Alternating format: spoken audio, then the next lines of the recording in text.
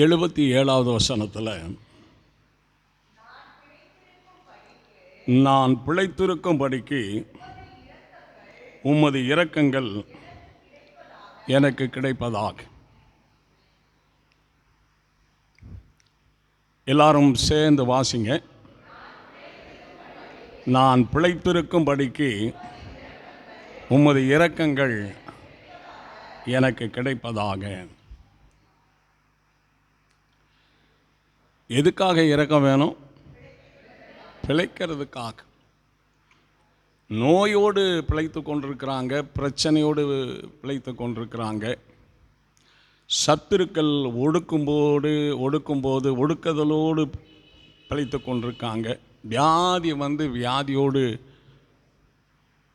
பிழைத்து கொண்டிருக்கிறாங்க, அநேக காரியங்களில் ஜனங்கள் மாறி மாறி பிழைத்து கொண்டிருக்காங்க. சுகமான ஒரு நல்ல ஆரோக்கியமான வேதனை இல்லாத ஒரு வாழ்க்கை நம்ம வாழணும்னு சொன்னால் தேவன் என்ன செய்யணும்? இரக்கம் செய்யணும். எல்லாரும் சொல்லுங்கள், இரக்கம் செய்யணும். இப்பொழுது நாம் இங்கே வந்திருக்கிறதே எதுக்காகத்தான்? இரக்கத்தை பெறுவதற்காக வந்திருக்கிறது. ஏன்னா ஆண்டவர் இரக்கம் செய்யாதனால பெரிய பெரிய தோல்விக்கு, பெரிய பெரிய நஷ்டத்துக்கு, பெரிய குடும்பத்தில் உள்ளவர்கள் கூட அப்படி ஆகிடுறாங்க. எல்லாரும் பாய் தந்து கர்த்தரை துதிப்பாங்க.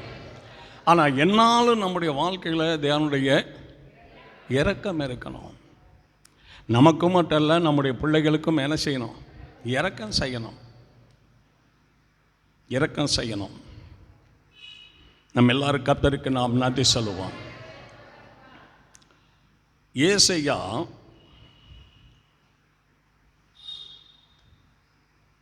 49:13வது வசனத்தில் கடைசி 2 வரியில்,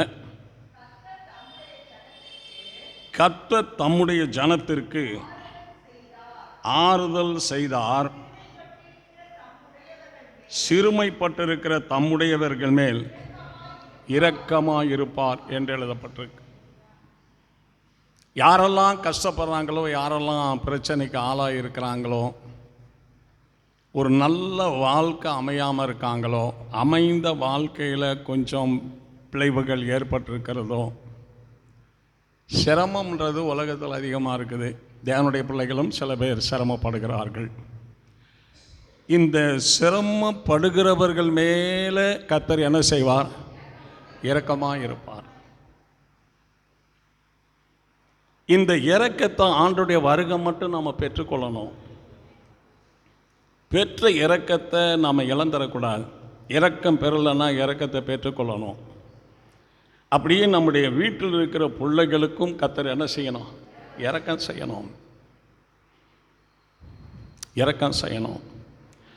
இன்றைக்கு காலையிலேருந்து நைட்டுக்குள்ளே எத்தனை பேர் ஆக்சிடெண்ட்டில் மடிஞ்சு போகிறாங்க பாருங்கள். நடக்காத சம்பவங்கள்லாம் நடக்குது. ட்ரெயின் போய்கிட்டு இருக்கும்போதே ஃபயர் ஆகி தீப்பிடிச்சி எரியுது.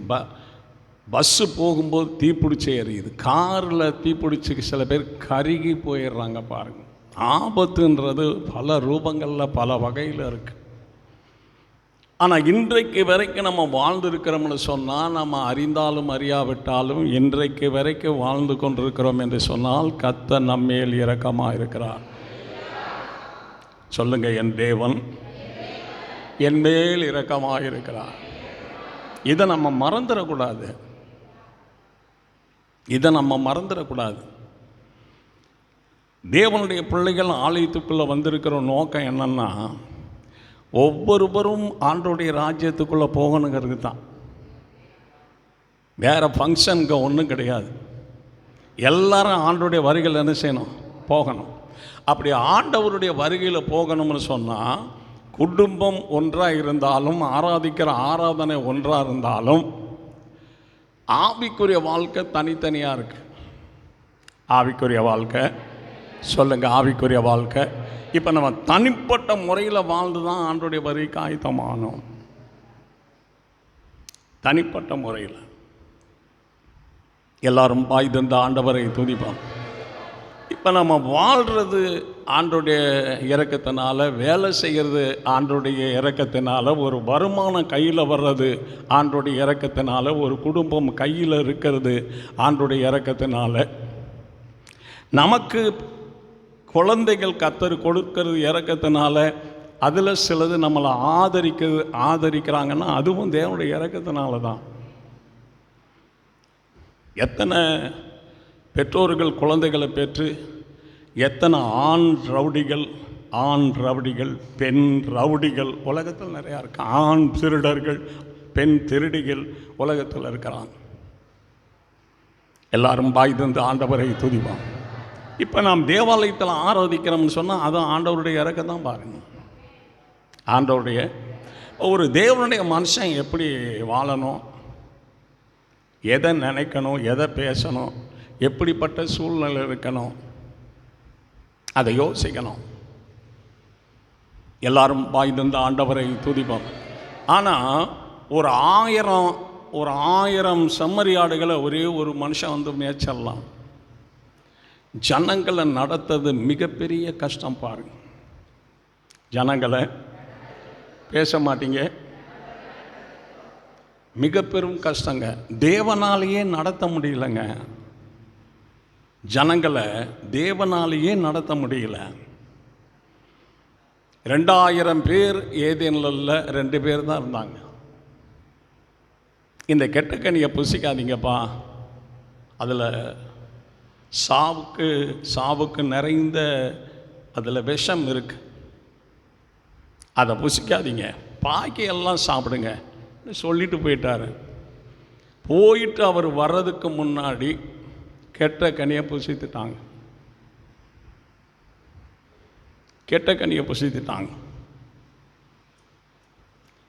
இந்த ஆவிக்குரிய வாழ்க்கையில் நொடிப்பு ஏற்படுறது, தளர்ச்சி ஏற்படுறது, பின்மாற்றம் ஏற்படுறது, விழுந்து போகிறது, மடிந்து போகிறது எல்லாமே சொன்னால் கேட்காததுனால தான். ஆதாம் எந்த காலத்திலும் மரிக்கிறதுக்காக தேவன் சிருஷ்டிக்கலை, உருவாக்கலை. ஆதாமை தேவனை போல இருக்கணும்னு தான் தேவ சாயலை கொடுத்து உண்டாக்கினார். அவர் தேவனுடைய வார்த்தைக்கு கீழ்ப்படியாதனால ஏதேனையும் தேவனையும் மகிமையையும் தேவனுடைய உடன்படிக்கையும் தேவன் தந்த அதிக அருமையான ஏதேன் தோட்டத்தையும் இழந்து வெளியில் போயிட்டாங்க. கானான் தேசத்துக்கென்று அழைத்து கொண்டு வரப்பட்டதான ஜனங்கள் சீனாய் மலையில் வந்த உடனே கர்த்தர் மலை மேலே இருக்கிறார், இங்கே கீழே கன்றுக்குட்டிகளை செய்து பாருங்கள். அந்த பாவத்துக்கு எல்லா ஜனங்களும் ஒத்து போகிறாங்க. தேவனுக்கு ஒத்து வர்ற மாதிரி அல்ல, பாவத்துக்கு ஒத்து போகிறாங்க. காலேப் யோசுவா 2 பேரை தவிர எல்லாரும் விக்கிரகாரனைக்கு சாஞ்சிட்டாங்க. ஆண்டவர் சொன்னார், இந்த ஜனங்கள் வழங்காக்களத்துள்ள ஜனங்கள், நான் இவர்களோடு வந்தேன்னா இவங்களை அழிச்சிருவேன், நான் நிர்மூலம் பண்ணிடுவேன்.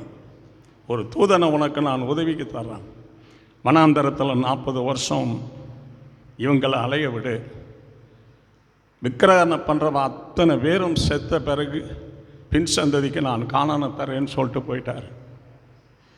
இன்றைக்கு கடைசி நாட்களில் வருகையில் போகிறதுக்கு நாம் வந்திருக்கிறோம். நம்முடைய அழகு என்ன பார்க்க வேண்டாம், நம்முடைய குணம் என்ன, கல்வியை பார்க்க வேண்டாம். பழைய குணத்தை விட்டு கிறிஸ்துவின் குணத்தை பெற்று நம்ம வாழ்ந்துக்கிட்டு இருக்கிறோமா அதை பாருங்கள். கெட்ட எண்ணம் இருக்கா, நல்ல எண்ணம் இருக்கா, வேதனைப்படுத்துகிற வார்த்தை இருக்கா, சந்தோஷப்படுத்துகிற வார்த்தை இருக்கா, முன்மாதிரியான ஆவிக்குரிய ஜீவியம் இருக்கா, நம்மளை பார்க்குறவங்க இடறி போகிற மாதிரி நாம் ஜீவித்து கொண்டு இருக்கிறோமா, அதை நம்ம யோசிக்கணும். எல்லாரும் வாய் தந்த ஆண்டவரை தூக்கிப்போம். ஆண்டவர் இல்லாத காலத்தில் சரீரத்துக்காக உலகத்துக்குள்ளே வாழ்ந்துக்கு இருந்தோம்.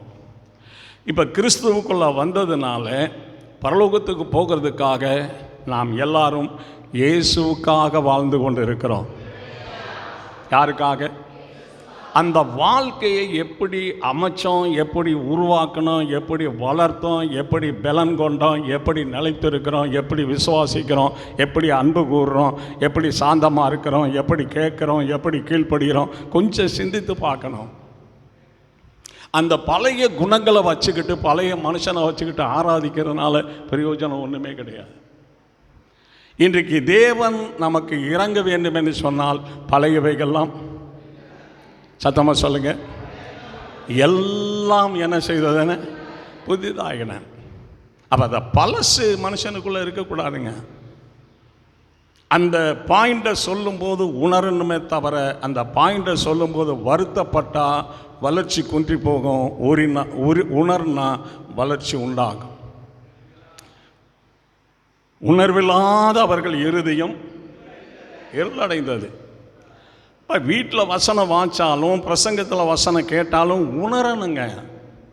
எதுக்காக சொல்கிறாங்க, என்ன சொல்கிறாங்க, அதை உணரணும். எல்லாரும் பாய் தந்த ஆண்டவரை துதிப்பான்.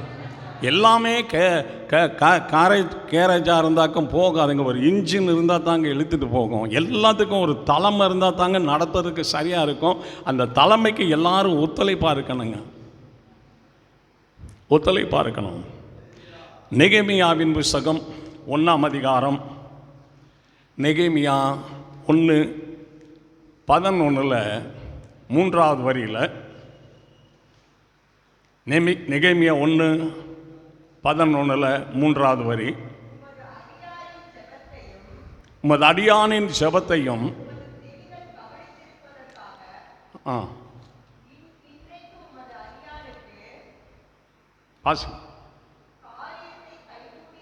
காரியத்தை கைகூடி வரப்பண்ணி இந்த மனுஷனுக்கு முன்பாக எனக்கு இரக்கம் கிடைக்க பண்ணியாருலாம். எல்லாரும் இருந்த ஆண்டவரை துதி. எருசலேமின் மதில்கள் இடிந்து போயிருக்கு, நகரங்கள் இடிந்து போயிருக்கு, தேவாலயம் இடித்து தரமட்டமாகிட்டாங்க, அஸ்திவாரத்தின் தோண்டு நல்ல கற்கள்லாம் எடுத்துட்டாங்க, இருக்கிற மரங்களெல்லாம் வெட்டி எருசலேமில் பரப்பி நெருப்பு வச்சு எரித்து கரிக்கோட்டையாக ஆகிட்டாங்க. நெகேமியா பாபிலோன் தேசத்தில் அகஸ்வேர் ராஜாவுக்கு திராட்சரசம் கொடுக்கிற பணியில் அமர்த்தப்பட்டிருந்தார். டெய்லி அழுகிறார், டெய்லி ஜெபிக்கிறார், டெய்லி வேதனையோடு இருக்கிறார். ஐயோ, என் ஆண்டவருடைய நகரம் எப்படி ஆயிருச்சே, திரும்ப நாங்கள் போய் அந்த எருசலேமை புதுப்பித்து என் ஆண்டவருடைய நகரத்தில், என் ஆண்டவருடைய தேசத்தில், என் ஆண்டவருடைய நாமம் விளங்குகிற அந்த பட்டணத்தை கட்டி நாங்கள் வாழணுமே. அப்படி நான் போகணும்னு சொன்னால் இங்கே இருக்கிற ராஜாவுடைய கண்களில், மந்திரிகளுடைய கண்களில், அரசு ஊழியருடைய கண்களில் எங்களுக்கு இரக்கம் கிடைக்க செய்யும் கர்த்தாவே. என்ன கிடைக்க? இரக்கம் கிடைக்கும். ஒரு குழந்தை பாக்கியம்னா அது கர்த்தருடைய இரக்கத்தினால, சுகப்பிரசவம்னா அது கர்த்தருடைய இரக்கத்தினால. அந்த பிள்ளை குடும்பத்தோடு ஒழுக்கமாக வளருது வாழுதுன்னு சொன்னால் அது ஆண்டவருடைய இரக்கத்தினால. சில பேர் தகப்பன் தாயை கனம் பண்ணி வாழ்கிறாங்க, சில பேர் தகப்பன் தாயை மதிக்காமல் வாழ்கிறாங்க, சில பேர் தகப்பன் தாயை ஒரு கால் தூசி மாதிரி எண்ணிக்கிட்டு இருக்காங்க. வசனத்தின்படி வாழ்கிறவங்க தான் ஆண்டவருடைய வரிகளை போக முடியும். வசனம் இல்லாமல் வாழ்கிறவங்க ஆண்டவருடைய வரிகளை போக முடியாது. இப்போ பிரசங்கிக்கிற வசனங்கள் நம்முடைய ஆத்துமா தேவ சாயலை பெற்று வருகையில் போகிறதுக்காகத்தான் இந்த வசனங்கள் பிரசங்கிக்கப்படுகிறது. இதையும் கவனிக்காமல் நம்ம சபரித்துக்கு ஏனோதானு இருந்தோம்னா இதனுடைய பலன் ஆண்டவருடைய வரிகளை தான் தெரியும். எல்லாரும் வாய்ந்த ஆண்டவரை துதிப்பான். கரங்களை தட்டி தேவனுக்கு நாம் நன்றி செலுத்துவோம்.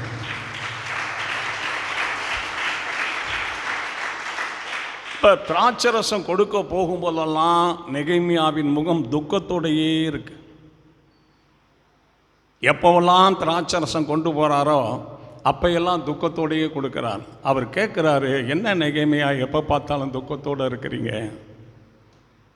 ராஜாவே, என் ஆண்டவருடைய நகரம் பிடிக்கப்பட்டதும் அதனுடைய பொருட்கள்லாம் கொள்ளையடிக்கப்பட்டதும் ஆடு மாடுகள் தானியங்கள் சகலமும் கொள்ளையிடப்பட்டதும், மதில்கள் இடிக்கப்பட்டு நகரங்கள் தகர்க்கப்பட்டு தேவாலயம் இடித்து எரித்து என் ஆண்டவருடைய நகரம் சாம்பலாய் கிடக்கும்போது நான் எப்படி நிம்மதியாக இருக்க முடியும்? டெய்லி கவலைப்படுறேங்க. அப்படின்னா அதுக்கு என்ன செய்யணும்? நாங்கள் போய் அந்த நகரத்தை கட்டுறதுக்கு உங்கள்கிட்ட எங்களுக்கு இரக்கம் கிடைக்கணும்னு சொல்கிறார். என்ன கிடைக்கணும்?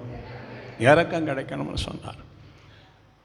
அந்த கண்ணீரான ஜெபத்தை கேட்ட கர்த்தர் ராஜாக்கள் கண்களில், அதிகாரிகள் கண்களில் இரக்கம் கிடைக்க பண்ணி எருசலேமிலிருந்து கொண்டு வந்த அனைத்தையும் திரும்ப எருசலேமிலே கொண்டு போய் கொடுத்துருங்கன்றார்.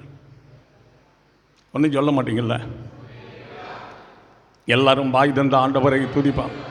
அப்போ வாழ்க்கையின் முதல் நாள் தொடங்கி வாழ்க்கையின் முடிவு நாள் வரைக்கும், ஆவிக்குரிய வாழ்க்கையின் முதல் நாள் தொடங்கி ஆவிக்குரிய வாழ்க்கையின் முடிவு நாளிலும் தேவனுடைய இரக்கம் நமக்கு கிடைக்க வேண்டும். கொஞ்சம் கெஞ்சி மன்றாடணும். அந்த இரக்கத்தை எனக்கு என்ன செய்யும்? சோத்திரம். தானியேலின் புஸ்தகம் 2ஆம் அதிகாரம், தானியேல் 2:1 வசனத்தில், நேபுகாத்நேச்சர்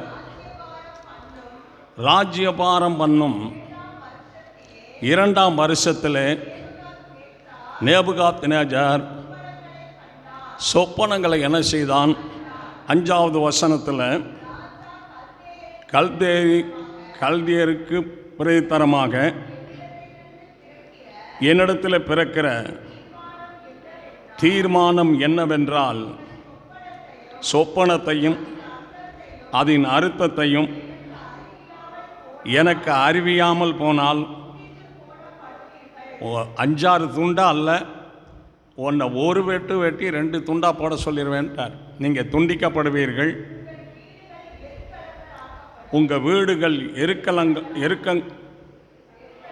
எருக்கலங்கள் ஆகப்படும், சொப்பனத்தையும். ஆமாம், இப்போ ராஜா சொல்கிறாரு, நான் சொப்பனம் கண்டிருக்கேன். நீங்கள் நான் சொப்பனத்தை சொன்னேன்னா அப்படி இப்படின்னு சொல்லி அதுதான் அர்த்தம்னு சொல்லுவீங்க. முதல்ல என் சொப்பனம் என்னான்னு சொல்லுங்கள், அதுக்கப்புறம் அர்த்தம் என்னான்னு சொல்லுங்கள். சொப்பனத்தையும் அர்த்தத்தையும் நீங்கள் சேர்ந்து சொல்லலைன்னா உங்களை துண்டித்து போடுவேன், உங்கள் வீடு எருக்கலமாக்கப்படும். எல்லாரும் வாய் தந்த ஆண்டவரை துதிப்போம். 13வது வசனத்தில், ஞானிகளை கொலை செய்ய வேண்டும் என்கிற கட்டளை வெளிப்பட்ட போது தானியேலையும் தோழரையும் கொலை செய்ய என்ன செய்தார்கள்? தேடினார்கள். 16வது வசனத்தில், தானியேல் ராஜாவினிடத்தில் போய் சொப்பனத்தின் அர்த்தத்தை ராஜாவுக்கு காண்பிக்கும்படி எங்களுக்கு தவணை கொடுக்க விண்ணப்பம் பண்ணினான். எல்லாரும் பாய் தந்து ஆண்டவரை துதி. நல்லா உற்சாகம் இருங்க, ஆராதனையில் நல்லா உற்சாகம் இருங்க. 95 வயசுலேயும் நீங்கள் உற்சாகமாக தான் இருக்கணும். ஏன்னா உற்சாகமான ஆவி என்னை தாங்கும்படி ஆண்டவர் சொன்னார். இப்போ என்ன உங்களுக்கெல்லாம் 75-80 ஆச்சு. அப்படியே கொஞ்சம் நேரம் போனால் அப்படியே ஆவி பிரிஞ்சிடற மாதிரியா உட்காந்துக்கிட்டு இருக்கிறது ஆலயத்தில். கரங்களை உயர்த்தி எல்லாரும் ஆண்டவரை துதிப்போம். நல்ல கரங்களை தட்டி ஆண்டவருக்கு நாம் நன்றி செலுத்துவோம்.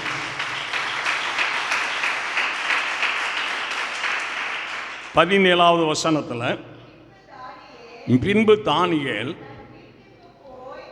தன் வீட்டுக்கு போய் தானும் தோழரும் பாபிலோனில் உள்ள மற்ற ஞானிகளோடு கூட அழியாதபடிக்கு இந்த மறைபொருளை குறித்து பரலோகத்தின் தேவனை நோக்கி இரக்கம் கேட்கிறதுக்காக, அந்த சொப்பனம் சொல்லணும், அதுக்கு அர்த்தம் சொல்லணும்னா தேவன் என்ன செய்யணும்? இரக்கம் செய்யணும். தேவன் இரக்கம் செய்யணும். தேவன் இரக்கம் செய்தார்னா சொப்பனத்தை சொல்லிடலாம், அற்பத்தை சொல்லிடலாம், மரணத்துக்கு தப்புவிக்கலாம். எல்லாரும் பாய் தந்த ஆண்டவரை துதிப்பாங்க. இப்போ நமக்கும் ஒரு இரக்கம் கிடைக்கணுங்க. அதாவது ஒரு வீட்டுக்கு ஆண்டவர் இரக்கம் செய்தார்னா 60 வருஷம் 70 வருஷம் அந்த வீட்டில் சந்தோஷமாகவே வாழலாம். ஒரு தேவனுக்கு தேவன் அந்த வீட்டுக்கு இரக்கம் செய்யலைன்னு சொன்னால் ஒவ்வொரு நாளும் பிரச்சனை, ஒவ்வொரு நாளும் வேதனை. சந்தோஷமாக ஒருத்த முகத்தை ஒருத்த பார்க்காம பேசாமல் தலையை கீழே போட்டுக்கிட்டு ஐயா உள்ளே வந்தார்னா அம்மா வெளியில் போயிடுவாங்க, அம்மா உள்ளே வந்தாங்கன்னா ஐயா வெளியில் போயிடுவாங்க. அதுதாங்க இரக்கம் பெறாதவருடைய வாழ்க்கை. இன்றைக்கி தெரியாதுங்க. இன்றைக்கி தெரியாத ஆராதனை செய்யலாம், செய்யாமல் இருக்கலாம், பாடலாம், பாடாமல் இருக்கலாம், ஜெபிக்கலாம், ஜெபிக்காமல் இருக்கலாம், ஆராதனைக்கு வரலாம், வராமல் இருக்கலாம். இன்றைக்கு தெரியவே தெரியாதுங்க. ஒவ்வொருவருடைய தீர்மானமும் ஆண்டவரிடத்தில் கரத்தில் இருக்கிறது. எல்லாம் ஞாபக புஸ்தகத்தில் தேவன் நினைச்சிருக்கிறார். புஸ்தகங்கள் திறக்கும்போது தாங்க இவங்க மேட்ரு என்னான்னு தெரியும். அதுக்கு முன்னாடி உணரணும், அதுக்கு முன்னாடி மனம் திரும்பணும், அதுக்கு முன்னாடி ரட்சிக்கப்படணும், அதுக்கு முன்னாடி சத்தியத்தின்படி வாழணும், அதுக்கு முன்னாடி தேவனுடைய பரிசுத்த ஆவியை பெறணும், அதுக்கு முன்னாடி பரிசுத்தத்தை பூரணப்படுத்தணுங்க. பரிசுத்தத்தை பூரணப்படுத்தணும். தெய்வ பயத்தோடு பரிசுத்தமாகுதலை பூரணப்படுத்துங்க. அந்த பிள்ளைகளுக்குள்ளும் அந்த பரிசுத்தம் வந்துடணுங்க. நமக்குள்ளேயும் பரிசுத்தம் இருக்கணும், நம்முடைய பிள்ளைகளுக்குள்ளேயும் பரிசுத்தம் இருக்கணும். மகனாக இருக்கட்டும் பரிசுத்தமாக இருக்கணும், மகளாக இருக்கட்டும் பரிசுத்தமாக இருக்கணும். பிள்ளைகளை ஃபோன் பண்ணி கேட்கணும், ஞாயிற்றுக்கிழமை ஆராதனைகளுக்கு போனீங்களாப்பா? ஆமாம், ஆராதனை எந்நேரம் ஆரம்பிக்கிறாங்க? 8 மணிக்குப்பா. எந்நேரம் போனீங்க? 7:30 போயிட்டோம்ப்பா. கர்த்தரை கனம் பண்ணுற டைம் அது. கரங்களை உயர்த்தி எல்லாரும் ஆண்டவரை துதிப்போம். கரங்களை தட்டி எல்லாரும் ஆண்டவருக்கு நாம் நன்றி செலுத்துவோம். ஆமென்.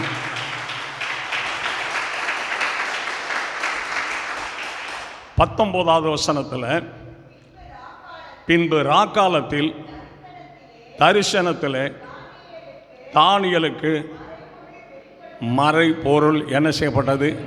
அவங்க இறக்கத்துக்காக காத்துக்கிட்டு இருக்கிறாங்க. தேவன் மறை பொருள்களை வெளிப்படுத்துகிறார். இதுதான் ஏன் சொப்பனம், இதுதான் ஏன் அர்த்தம். இவங்க போய் ராஜாவுக்கு சொப்பனத்தையும் அர்த்தத்தையும் சொன்னதுனால இவர்கள் மரணத்துக்கு தப்பிவித்தது போல பாபிலோன் தேசத்தில் இருக்கிற ஞானிகள் எல்லாரும் இவர்கள் தப்பிவித்தார்கள். இரக்கம், தேவனுடைய இரக்கம். வீட்டில் 5 பேர் இருந்தாலும் ஒவ்வொருவருக்கும் தனிப்பட்ட முறையில் தேவன் இறங்கணும். நமக்கு ஆண்டவர் அந்த இரக்கத்தை கொடுக்கணும். ஆண்டவர் ஆசீர்வதிப்பார். ஒரு அல்ல சொல்லுவோமா? ஆதியாகமம் 19ஆம் அதிகாரம்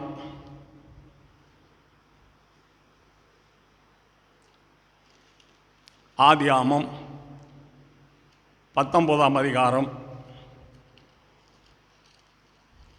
16வது வசனத்தில், அவன் தாமதித்து கொண்டிருக்கும் போது கர்த்தர் அவன் மேல் வைத்த இரக்கத்தினாலே, அவன் தாமதித்து கொண்டிருக்கும் போது கர்த்தர் அவன் மேல் வைத்த இரக்கத்தினாலே அந்த புருஷர் அவன் கையையும் மனைவியின் கையையும் 2 குமாரத்திகளின் கையையும் பிடித்து பட்டணத்துக்கு வெளியே கொண்டு போய் விட்டார்கள். அவர்களை வெளியே கொண்டு போய் விட்ட பிறகு, உன் ஜீவன் தப்ப ஓடிப்போ, பின்னிட்டு பாராதே என்றார். தேவனுடைய கண்டிஷனுங்க அது. தேவனுடைய கண்டிஷன் அது. இந்த சமபூமியில் எங்கே என்ன செய்யாத, நிற்காத. அப்படின்னா நிற்கக்கூடாதுங்க. பின்னிட்டு என்ன செய்யாத, பாராதேன்னு சொன்னார். லோத்து மனைவி என்ன செஞ்சாங்க? ஆ என்ன ஆனாங்க? உப்பு தூணாக போயிட்டாங்க. அது 2 காலையும் தரையில் ஊனிக்கிட்டு திரும்பினாங்களா இல்லை ஒத்த காலை தூக்கிட்டு திரும்பினாங்களான்னு தெரில. அப்படியே உப்பு தூண் ஆகிட்டாங்க. உப்பு தூண் ஆகிட்டாங்க. ஒரு கூட்டு ஜெபத்தில் விண்ணப்பம் சொல்லிக்கிட்டு இருந்தான். அதில் ஒரு ஆள் ஜெபம் பண்ணும்போது சொல்கிறாரு, ஆண்டவரே எங்களை அதிகமாக ஆசீர்வதி, எங்களை உணர்த்தும், எங்களை உடையும், எங்களை நொறுக்கும், நல்ல பாத்திரமாய் உருவாக்கும், லோத்து மனைவியை போல எங்களை உபுத்தூணாக்கும்னு சொல்லி ஜெபம் பண்ணுறாரு. நான் கண்ணை திறந்து அவரை பார்த்தேன், இது என்னடா ஜெபம் பண்ணுறாரு அப்படின்ட்டு. முடிஞ்ச பிறகு கேட்டேன், உப்பு தூண்னா என்னன்னு தெரியுமே ஐயா அப்படின்னேன். தெரியாதுன்னாரு. உப்பு தூணுன்னா சபிக்கப்பட்ட தூணியா அப்படின்னு சொன்னேன். அப்படியா ஐயா, அப்போ நான் அப்படி சொல்லிட்டேனே என்ன செய்கிறது? வீட்டில் போய் முழங்கால் போட்டு உப்பு தூணு நான் சொன்னது தவறு, ஆண்டவரே மன்னிச்சிருங்கன்னு அறிக்கை பண்ணி ஜெபம் பண்ணியா அப்படின்னார். பைபிள் வசனமே அவங்களுக்கு சரியாக தெரியறதில்ல, அதனுடைய கருத்துக்கள் தெரியறதில்ல. எல்லாரும் வாய் தந்த ஆண்டவரை துதிப்பான். அடுத்து ஒரு சகோதரி ஜெபம் பண்ணுறாங்க, ஆண்டவரே நாங்கள் கூடியிருக்கிற இடத்துல உம்முடைய பிரச்சனை இறங்கி வருவதாக அப்படின்னு சொல்லி சொன்னாங்க. ஏண்டா இருக்கிற பிரச்சனை பண்ணுறாதா, இன்னமா பிரச்சனை வேணும், பூமியில் இருக்கிற பிரச்சனை பார்த்தான்னு பரலோகத்துலேருந்து பிரச்சனை வேணுங்கிறாங்களே அப்படின்னு சொல்லிட்டு ஜெபத்தெல்லாம் முடிச்சுட்டு வந்தவுடனே, சிஸ்டர் வாங்க அப்படின்னு. என்னன்னாங்க, என்ன சிஸ்டர் நாங்கள் கூடியிருக்கிற மத்தியில் உங்களுடைய பிரச்சனை இறங்கி வருவதாகன்னு ஜெபிக்கிறீங்களே, நியாயமான ஜெபமா? எதுக்கு ஜெபம் பண்ணுங்க? பிரச்சனை இல்லையா, பிரச்சனை இறங்கி வரட்டுங்கிறதுக்கு பதிலாக பிரச்சனை இறங்கி வரட்டும், பிரச்சனை வருவதான்னு சொல்லிட்டேயான்னார். எல்லாரும் வாய் தந்த ஆண்டவரை துதிப்பான். கொஞ்சம் நிதானிக்கணுங்க. தேவனுடைய வசனத்தை தவறுதலாக வாசிக்கிறது, தேவனுடைய ஜெபத்தை தவறுதலாக செய்கிறது, தேவனுடைய ஆலோசனை தவறுதலாக கொடுக்கறது ரொம்ப தப்புங்க. நிதானிக்கணும் அந்த விஷயத்தில், அது தெய்வீகம் நிறைந்தது. எல்லாரும் வாய் தந்த ஆண்டவரை துதிப்பான். கரங்களை தட்டி எல்லாரும் ஆண்டவருக்கு நாம் நன்றி செலுத்துவோம். ஆமென்.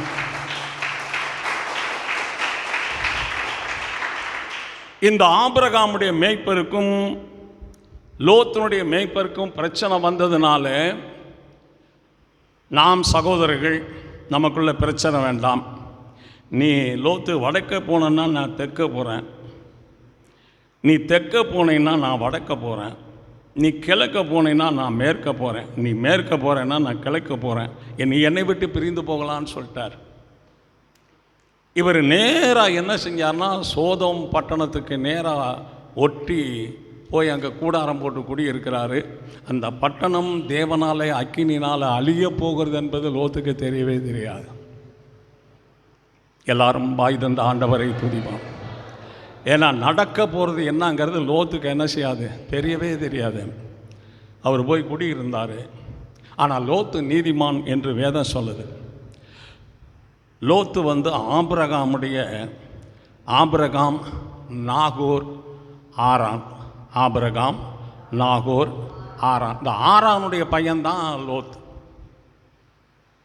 தேராக மரிக்கிறதுக்கு முன்னாடி ஆரான் மரிச்சிட்டார். தகப்பன் இல்லாத பிள்ளைனால வரும்போது ஆபிரகாம் கூட்டிகிட்டு வந்தார். இங்கே பாருங்க பிரச்சனை, பிரச்சனை ஆபிரகாம் விரும்பலை, சமாதானத்தையே அவர் நாடினார். ஆக நீ என்னை விட்டு பிரிந்து போகலான்னு சொல்லிட்டாரு. சோதம் கிட்ட கூடாரம் போட்டுட்டாரு. ஆபிரகாம் ஆண்டவர் நினைக்கிறாரு, என்ன தெரிந்தாலும் இவனும் ஒரு நீதிமான் தானேன்னு சொல்லி தூதர்களை அனுப்பி அந்த பட்டணத்திலேருந்து அவங்கள கையை பிடிச்சி வெளியே கொண்டு போய் விட்டு அழிவுக்கு தப்பி வச்சு விட்டுவாங்கன்னு சொல்லிட்டார். கரங்களை உயர்த்தி ஆண்டவரை துதிப்போம். இந்த இடத்துல ஆபத்து இருக்குது இல்லை, இந்த இடத்துக்கு போனால் நம்ம சிக்கலில் சிக்குவோம் இல்லை, நமக்கு தெரியாவிட்டாலும் நம்முடைய தேவன் நம்மை தப்பி வைக்க தேவன் வல்லமை உள்ளவராக இருக்கிறார். இந்த கால வேளையில் நமக்கு என்ன வேணும்?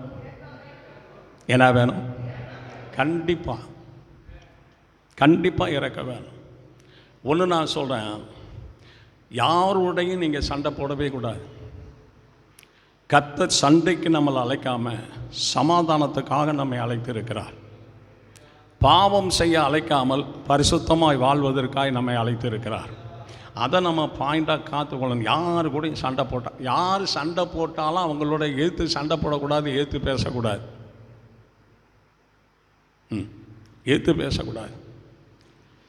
ரோமர் 15ஆம் அதிகாரம் 3வது வசனத்தில் இது இரக்கம்னு வராது, ஒரு ஆலோசனை வசனம். ரோமர் 15:3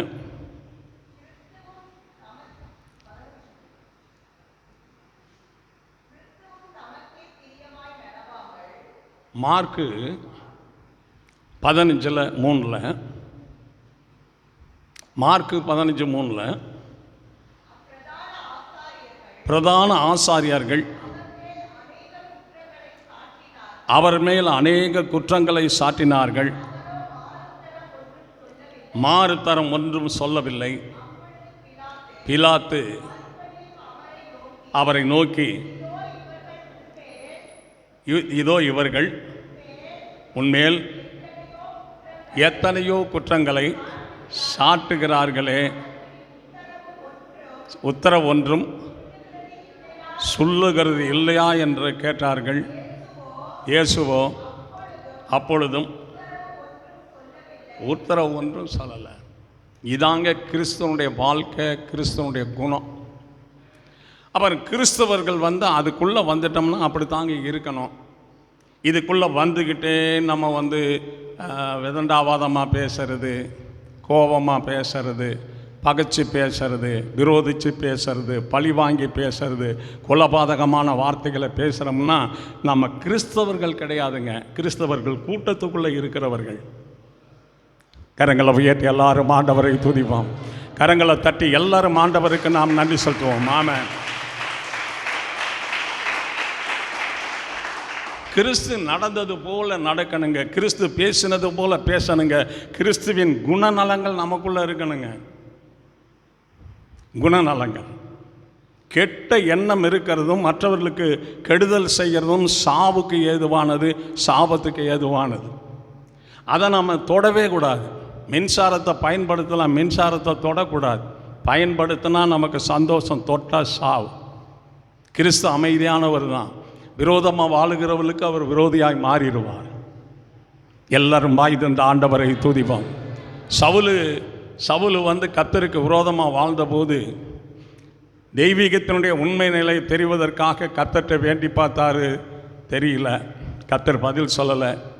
மரித்து போன சாமுவேலை எழும்பி வர சொல்லி அந்த காரியத்தை கேட்கணும்னு அவர் ரொம்ப ஆசைப்பட்டு வேஷம் மாதிரி குறிகாரிக்கிட்ட போனார். குறிகாரி ஒரு கன்றுக்குட்டி அடித்து அப்பம் சுட்டு வைக்கிறார். குறிகாரி வீட்டில் போய் சவுல் சாப்பிட்டுக்கிட்டு இருக்கிறார். யோசிங்க, ஒரு மனுஷன் சரியா இல்லைன்னா என்ன வேணாலும் செஞ்சிருவாங்க. அந்த குறிகாரி சாமுவேலை எழும்பி வர சொல்லும்போது சாமுவேல் சொல்கிறாரு, கர்த்தர் உன்னை விட்டு விலகி உனக்கு சத்துருவாக இருக்கும்போது நீ என்னை ஏன் எழும்பி வர பண்ணினேன்னு கேட்குறாரு. ஐயோ ஆண்டவரேன்னு சொல்லி புலம்பும்போது கர்த்தர் சொன்ன வார்த்தையின்படியே உன் ராஜ்யத்தை உன் தோழனாகிய தாவீதுக்கு கொடுத்துட்டார். நாளைக்கு நீயும் உன் பிள்ளைகளும் என்னோடு இருப்பீங்கன்னு சொல்லிட்டு போயிட்டார். நாளைக்கு செத்துருவீங்கன்னு சொல்லிட்டு போயிட்டார். உயிர் வாழ்க்கை வாழணுங்க, செத்த வாழ்க்கை வாழக்கூடாதுங்க. உயிர் வார்த்தை பேசணும், செத்த வார்த்தை பேசிக்கிட்டு கூடாது. கெட்ட வார்த்தை ஒன்றும் உங்கள் வாயிலிருந்து பக்தி விருத்திக்கு ஏதுவான நல்ல வார்த்தை உண்டானால் கேட்கிறவர்களுக்கு பிரயோஜனம் உண்டாகும்படி பேசுங்கள். எதை வேணாலும் பேசிக்கிட்டு கூடாது. பிரயோஜனமாக பேசணும். எல்லாரும் வாய் தந்த ஆண்டவரை துதிப்பான். பிரயோஜனமாக பேசணும். 78ஆம் சங்கீதம் 38வது வசனத்தில், சங்கீதம் 78:38, சங்கீதம் 78:38, அவரோ அவர்களை அழிக்காமல் இரக்கமுள்ளவராய் அக்கிரமத்தை மன்னித்தார். அவர் உக்கிரம் முழுவதையும் எழுப்பாமல் அநேகம் தரம் கோபத்தை விலக்கிவிட்டார் என்று எழுத. இப்போ ஆண்டவர் இரக்கமுள்ளவராக இருக்கனால சர்வலோகத்தில் இருக்கிற ஜனங்களையும் சர்வலோகத்தில் இருக்கிற ஜனங்களை நிவர்த்தி செய்கிற கிருபாதார பலியாக இருக்கிறார் என்று எழுதப்பட்டிருக்கு. எந்த மனுஷனும் இந்த ஆளு பாவி அந்த சகோதரிகளாக இருக்கட்டும் கேவலப்படுத்தி பேசுவாங்க. பாவம் செஞ்சால் தங்கள் செய்த பாவத்தை நினச்சி பார்க்காம மற்றவங்கள பாவின்னு சொல்லி கேவலப்படுத்தி நிந்தித்து துன்பப்படுத்தி பேரை கெடுத்து குடும்பத்தை கெடுத்து குடும்பத்தில் உள்ளவர்களெல்லாம் அவமானப்படுத்திக்கிட்டே இருப்பாங்க. ஆனால் கிறிஸ்து அப்படி செய்ய மாட்டார். மகனே, உன் பாவங்கள் உனக்கு எதனால்? இரக்கத்தினால அநேக பாவங்களை மன்னித்தார். பாவங்களை மன்னிக்கிற அதிகாரம் ஆண்டவருக்கு மட்டுமே உண்டு. எல்லாரும் கர்த்தருக்கு நாம் நன்றி செலுத்துவோம். ஸ்தோத்திரம். நெகேமியாவின் புஸ்தகம் 9ஆம் அதிகாரம். நெகேமியா 9:31. நெகேமியா 9:31. ஆகிலும் உமது மிகுந்த இரக்கங்களின்படியே அவர்களை நிர்மூலமாக்காமலும் அவர்களை கைவிடாமலும் இருந்தீர். கிருபையும் இரக்கமும் உள்ள தேவன்.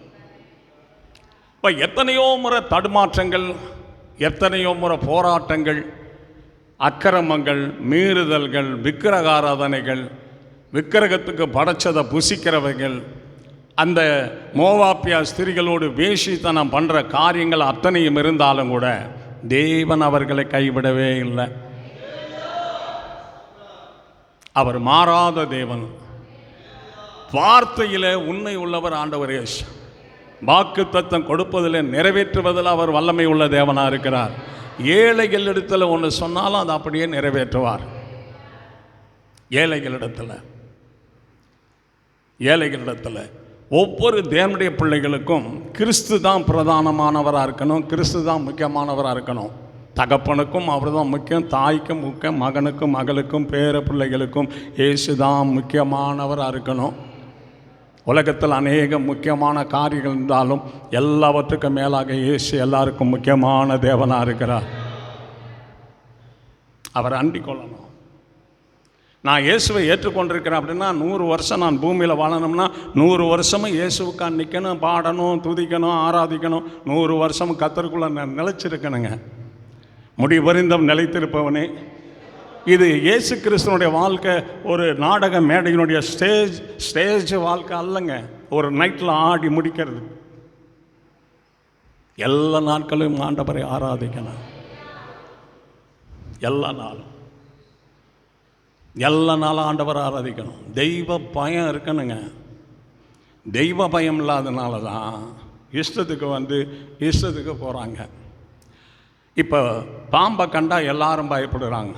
பாம்பாட்டி அந்த பாம்பையை தோளில் போட்டுக்கிட்டு போய்கிட்டு இருக்கிறான். அவனுக்கு என்ன இல்லை? எதை பற்றி? பாம்பை பற்றி. சிங்கம், புலி, கரடிகளை பார்த்தா எல்லாம் பயந்து ஓடி ஒளிகிறாங்க. மரத்தில் ஒரு மனுஷன் எத்தனை டைகரும் மரத்தில் ஏறிடும். அவனை கொல்லாமல் விடாது. ஆனால் சர்க்கஸ் கம்பெனியில் பார்த்தா அந்த புலி, யானை எல்லாத்தையும் சும்மா ஓட்டிகிட்டு வர்றாங்க, ஆட்டுக்குட்டி மாதிரி. இவன் சொல்ல அது செய்யுது. யானை முதல் கொண்டு ஒரு எல்லை சொல்லுவோமா? ஆனால் அந்த மனுஷனுக்கு சிங்கத்தை குறித்து என்ன இருக்காது, இவருக்கு பாம்பை குறித்து என்ன இருக்காது, சில கிறிஸ்தவங்களுக்கு தெய்வத்தை குறித்து என்ன இருக்காது, பயம் இருக்காதுங்க. பயம் இருக்காது. ஒரு துளி அளவு பயம் இல்லைங்க சில கிறிஸ்தவங்க வாழ்க்கையில். யோசேப்பு சொன்னார், நான் தேவனுக்கு பயப்படுறவன்னு சொல்லி. தாவீது சொன்னார், உனக்கு பயப்படுற பயத்தினால் என் உடம்பு என்ன செய்யாது. சவுல் சொல்லலையே, நான் உமக்கு பயப்படுறேன்னு.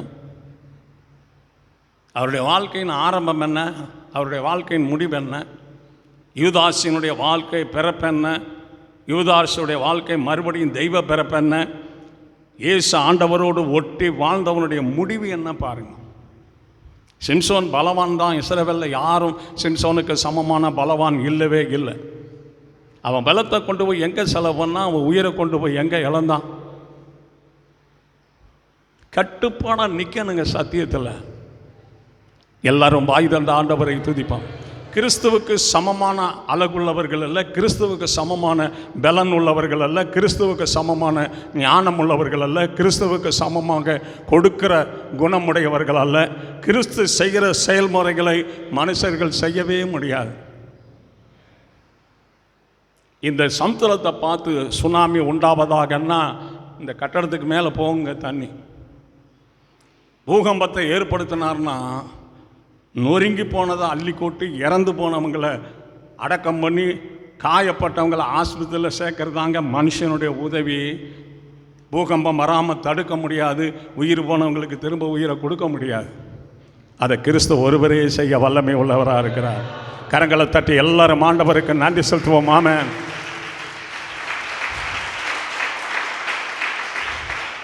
ஒரு நாள் கிறிஸ்தவ வாழ்க்கை வாழ்ந்தாலும் கிறிஸ்துவ மகிமைப்படுத்தி வாழணுங்க. ஒரு நாள் கிறிஸ்தவ வாழ்க்கை வாழ்ந்தாலும் 4 பேர் மதிக்கிற மாதிரி வாழணுங்க. அதாங்க கிறிஸ்தவ வாழ்க்கை. குணங்கள் மாறணும், குணங்கள் மாறணும். எல்லாரும் வாய் தந்த ஆண்டவரை துதிப்பான். குணங்கள் மாறணும். அது 100 வருஷம் மாறாமல் வாழ்ந்துக்கிட்டு ஒரு நாள் மாற்றலாம். ஒரு பிரசங்கத்தை கேட்டு ஒரே பிரசங்கத்திலே நம்முடைய குணங்களை மாற்றிக்கலாம். அவங்க கவனத்தை பொறுத்து, அவங்க அறிந்ததை பொறுத்து, அவங்க உணர்ந்ததை பொறுத்து, அவங்களுக்குள்ள உண்டான தெய்வீகத்தை குறித்து, பயத்தை குறித்து, பயபக்தியை குறித்து ஒரே நாளில் சரி பண்ணலாம். நம்ம எல்லாரும் ஆண்டவருக்கு நன்றி செலுத்துவோம். உபாகமம் 4ஆம் அதிகாரம் கொஞ்சம் பயமாடுங்க. உபாகமம் 4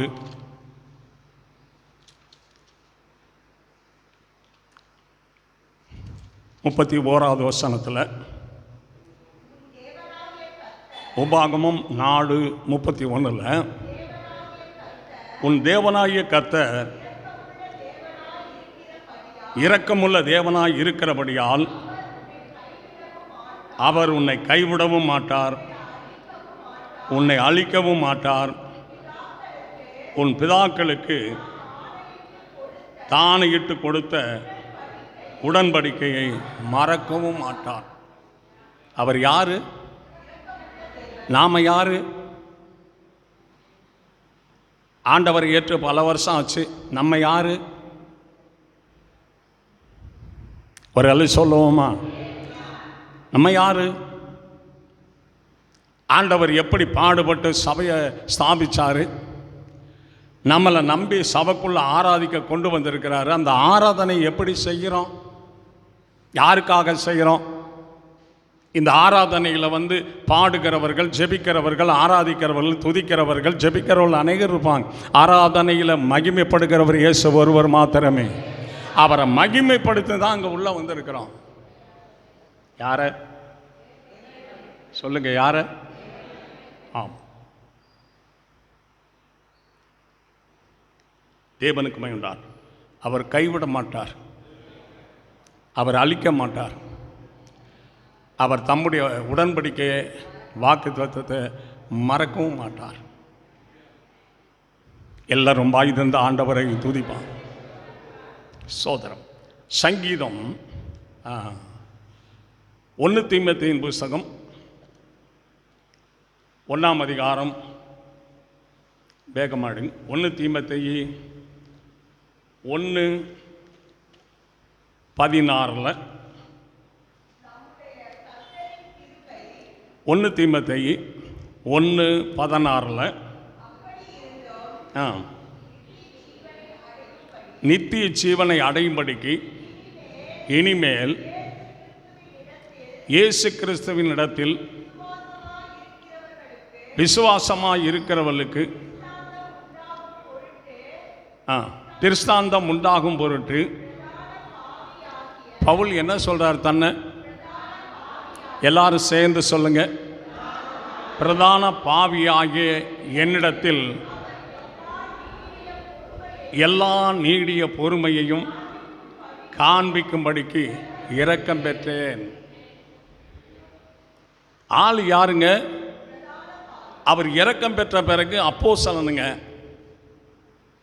பிரதான பாவியா இருந்த பவுலுக்கு தேவன் இரக்கம் கொடுத்த பிறகு அவர் அப்போஸ்தலனுங்க. இந்த நிருபங்கள்லாம் அவர் எழுதினதுங்க. ஒரு மாற்றம். இப்போ நம்மளால் பாடல் சபையில் வளர்ச்சி உண்டாகுதா, ஜெபம் வளர்ச்சி உண்டாகுதா, ஆராதனை வளர்ச்சி உண்டாகுதா, என்னுடைய ஆவிக்குரிய வாழ்க்கையை பார்த்தா என் சகோதரன் திருந்துற மாதிரி இருக்கா, என்னுடைய ஆவிக்குரிய வாழ்க்கையை பார்த்தா என் சகோதரிகள் திருந்துற மாதிரி இருக்கா, என்னுடைய ஆவிக்குரிய வாழ்க்கை யோசிக்கணுங்க.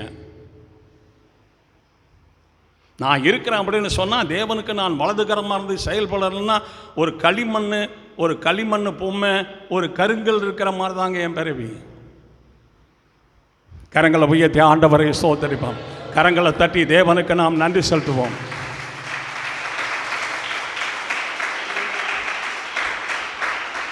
எரேமியாவின் புத்தகம் 31ஆம் அதிகாரம். கொஞ்சம் வேமாடு.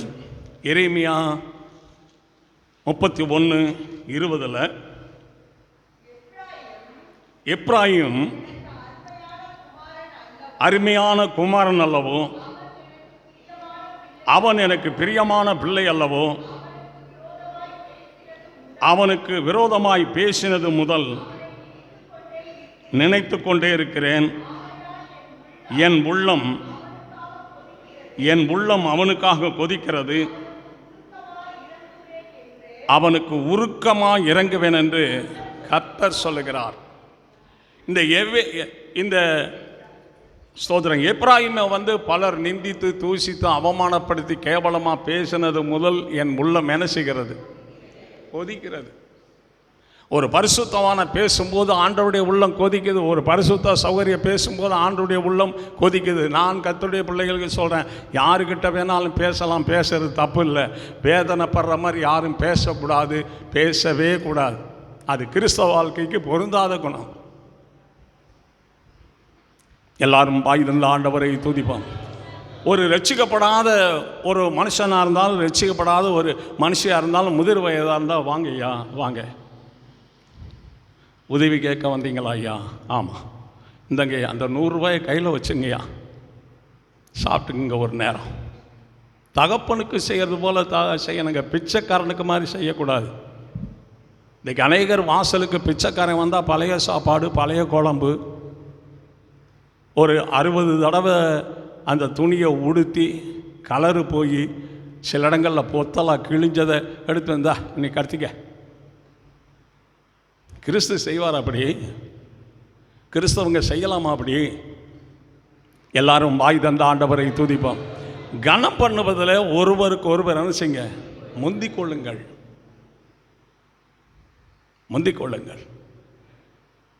அதாங்க இயேசு கிறிஸ்துவை ஏற்றுக்கொண்டது முக்கியம் இல்லை, அவருடைய குணம் நமக்குள்ளே வரணுங்க. அவருடைய அன்பு வரணும், சாந்த வரணும், பொறுமை வரணும், இறக்க வரணும், கீழ்ப்படுதல் வரணும், உண்மை வரணும், பரிசுத்தம் வரணுங்க. தொடர்ந்து எல்லாம் இயேசுவுக்குள்ளது நம்மக்கிட்ட வந்துக்கிட்டே இருக்கணும். அப்போ தான் கிறிஸ்தவ வாழ்க்கையை பூர்ணப்படுத்த முடியும். என்ன சொன்னாலும் கோவப்பட்டுக்கிட்டாக்க எங்கேயுமே நீங்கள் சாதிக்க முடியாதுங்க. என்ன சொன்னாலும் பொறுமையாக இருக்கணும். ராஜபிரதர் யாருக்கிட்ட சொன்னாலும் கூட அமைதியாக பேசணும்.